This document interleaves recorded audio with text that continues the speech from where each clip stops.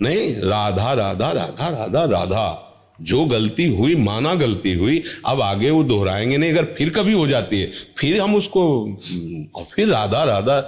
ये बहादुरों का मार्ग। अब ऐसा नहीं कि तुम बहुत बड़े योद्धा हो तो तुम्हारे घाव ही नहीं होगा। युद्ध क्षेत्र में आए हो तो सैकड़ों प्रहार करने वाले हैं, प्रहार करेंगे, घाव हो जाएगा।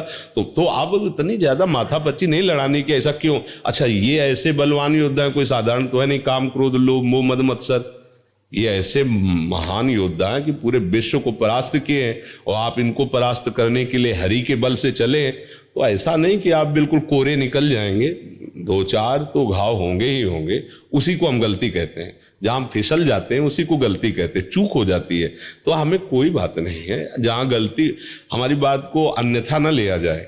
जहां गलती हुई है तो गलती के समय में हम भगवत विस्मृत रहे हैं, इसीलिए गलती हुई है। उसकी मेन कमजोरी, उसकी मेन गलती, हम प्रभु से महत्व हटाकर किसी भोग वस्तु व्यक्ति पर महत्व कर लिया, तभी हमसे गलती होती है। अब हम उसका सुधार करें। क्या हाय हमसे ऐसा क्यों हो गया, ये सेकंड गया, अब इसका क्या प्रायश्चित होगा। राधा राधा राधा, इसी गलती से वहां गलती हुई थी जो भगवत विस्मरण हो गया। जितनी भी गलतियां होती है उसका सबका कारण मुख्य होता है भगवान का विस्मरण होना। प्रभु का कहे हनुमंत विपदि प्रभु सोई, जाओ तो सुमिरन।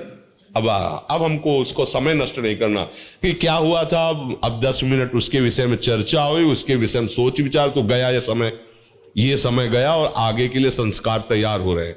हमारे जो 10 मिनट में उसका चिंतन हुआ ना, नवीन संस्कार वो आगे गिराने के लिए तैयार हो। हमें इस दुश्मन को मौका नहीं देना, उसकी याद ही खत्म करनी है।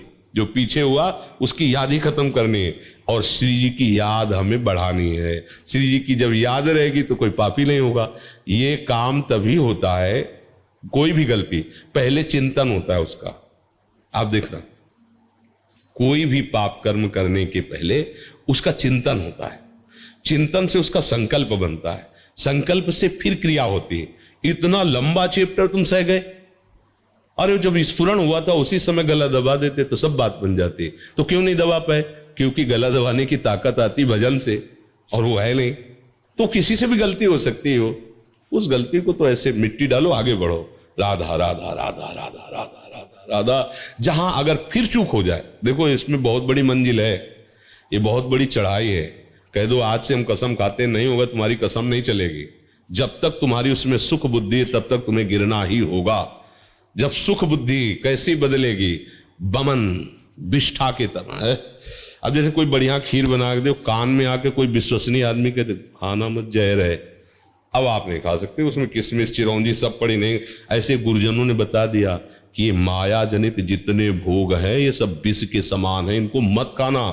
तो ब्रह्मादिक के भोग सब विषम लागत ताई, नारायण ब्रज चंद की लगन लगी है जाए।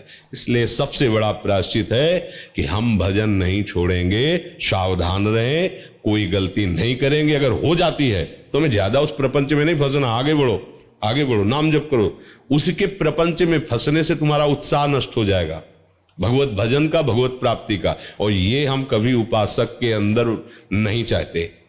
उत्साह नहीं नष्ट होना चाहिए। 1000 बार गिर जाएंगे तो 1001 बार फिर हम कमर कसेंगे। इस जन्म में हम प्रिया प्रीतम को प्राप्त करके रहेंगे, चाहे हर कदम पे हम गिर जाए, हर कदम पे हम कोशिश करेंगे कि आगे ना गिरे, फिर भी गिर जाए तो बिहारी बिहारी जो जाने, हमारे कदम पीछे नहीं जाएंगे। ये बात स्वीकार करना है।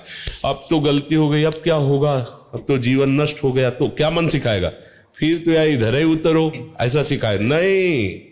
कोई कह दे कि 100 बार गिर चुके, अब क्या होगा, तो हम तो 1001 के ऊपर कह रहे हैं, फिर भी हम चलेंगे। हम ये गलती का बढ़ावा नहीं दे रहे, हमें अपने जीवन को व्यर्थ नहीं जाने देने का उद्देश्य बनाए।